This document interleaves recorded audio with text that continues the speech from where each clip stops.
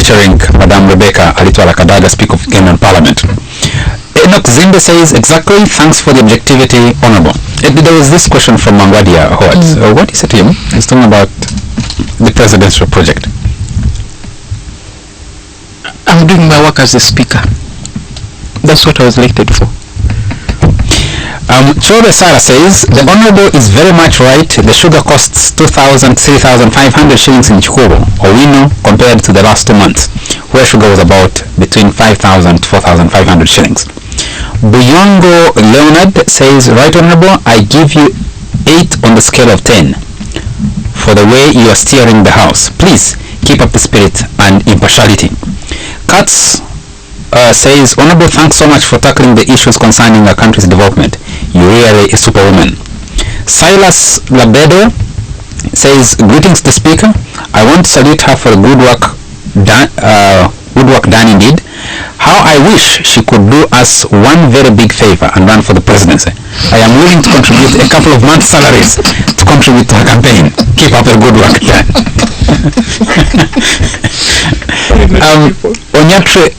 Nyokatre Kennedy says, ask Madam Speaker whether she should not expect another chogam. I am very skeptical this time now. But you answered that. You didn't give another answer. To Mhimbise Rogers, wish her and the team all the best in the preparation. Just avoid the chogam-like scandals. Otherwise, we're proud of you. Baguma Richard Gary, I wish Parliament comes up with a bill on land because sincerely, poor people are suffering because the rich think they have money. But why should poor Ugandans suffer in their own country? Honorable Kadaga, you need to give him an answer. I don't know whether he's talking about customary land or titled land, but I think I do appreciate that a lot of citizens are having trouble in many places about ownership and so on. It's a matter we need to take into account, and I'll take it back with me. The question about the land is that there was a Land Act of 1998. It's had several amendments. The most contentious one coming in 2009. And many people believe that the Land Act, the amendment of the Land Act of the Parliament you are part of, your Deputy Speaker too, was pushed through with partisan lenses intended to fix a particular region in the country, and that the legislation was short-sighted to address the larger problems of land in this country. The Land Act? No. The Land Amendment Act was passed by the 8th Parliament. It was supposed to be a fixer of problems, guaranteeing rights to Biranja holders. The crisis hasn't gone. Instead, it has spread to many parts of the country. Then that means if it's not working well, then we should review it.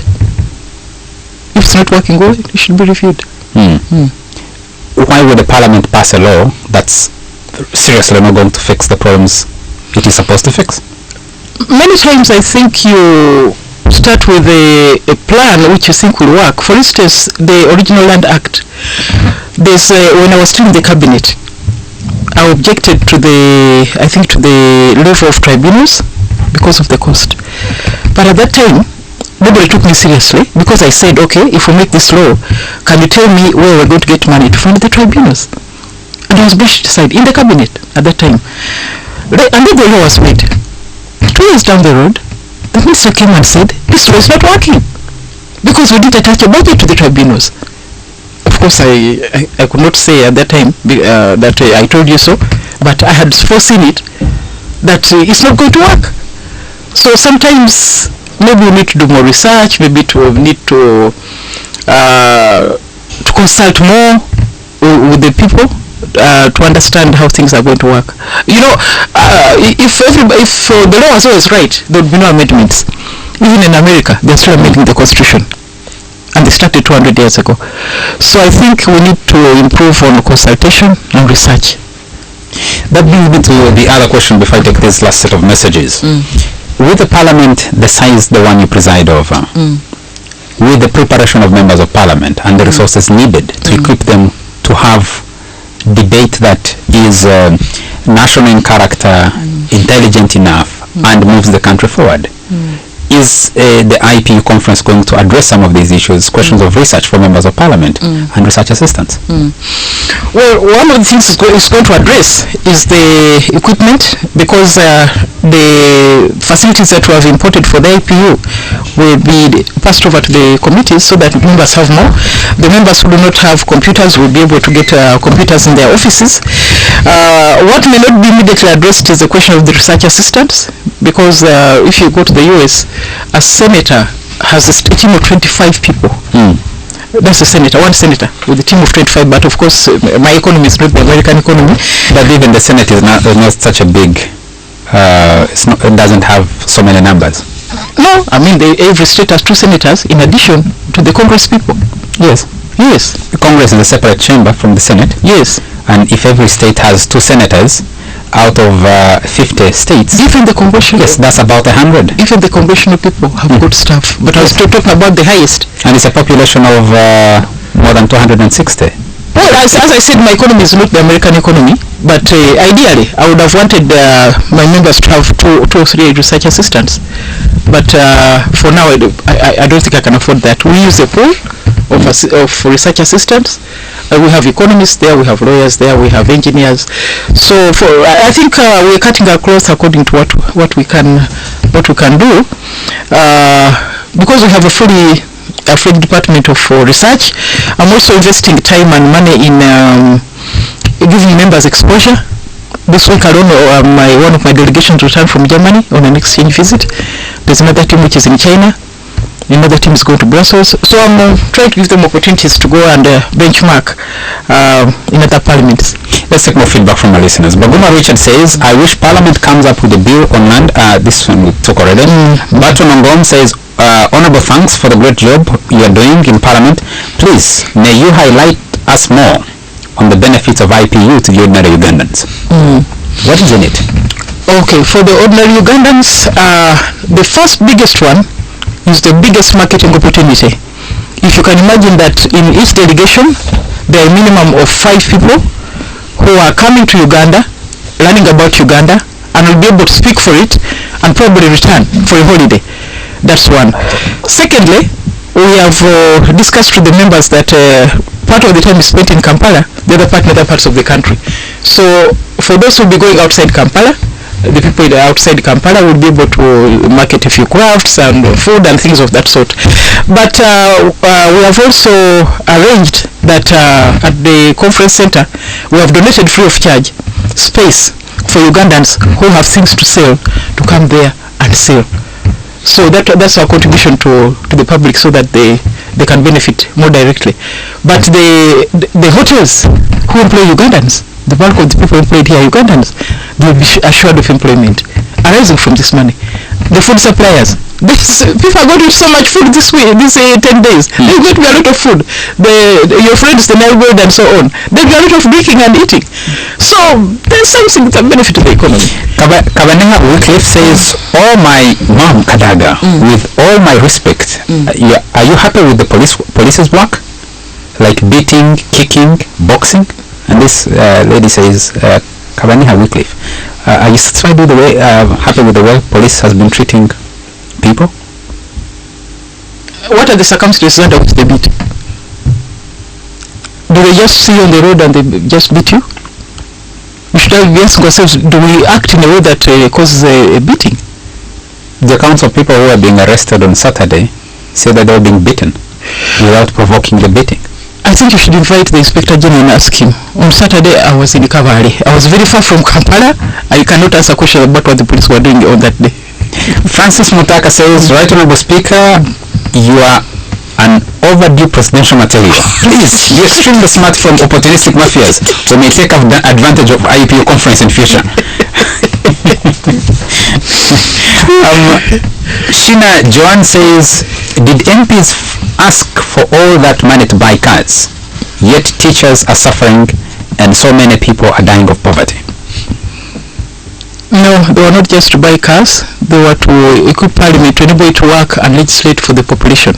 But even the issue of the teachers and the medical personnel, as I said, in this new budget that we are going to start, that will be our budget, and you'll hear our voices on that issue. Kambasu Brian says, well done team. Honorable, why preach Uganda a peaceful country when it's actually not? You are pleading with the opposition to put a halt on demos till IPU meeting is through, yet you have given them a deaf ear and treated them like rebels. I think if all of you listened earlier, they would do the same now and we would have a peaceful and developed country. That one is not true. First of all, in my house, I think every member of the opposition who wants to speak does speak. They have not brought any of those issues that are making them... But you surely can't blind yourself to what is happening outside of the house. Of the No. My business is the Parliament of Uganda. But you're Ugandan. I am Ugandan, but I have elected leaders from every part of Uganda who should come and speak their issues in Parliament. You are the leader from Kamulu district. Yes, I am. You represent the people of Kamulu. Yes. And I have grievances. Some of them have been beaten. Some of them have been shot in these demonstrations. No, but I cannot speak for everybody. I have 300 members. My work is to give them the floor so that they can bring the issues and we discuss them. Tomorrow says, Honorable Kadaga, you have really performed, but I get embarrassed when I hear you supporting the Museveni Chat School policy in the name of districts. It's not about asking, it's about how best the government is committed service provision. Your parliament is too big and it's squeezing us taxpayers. Well, parliament is a consumer. We don't create the districts. The requests come to us from the government. You benefit? No, it's the people of the individual members benefit when they come to parliament. Well, some have used that to say people are demanding.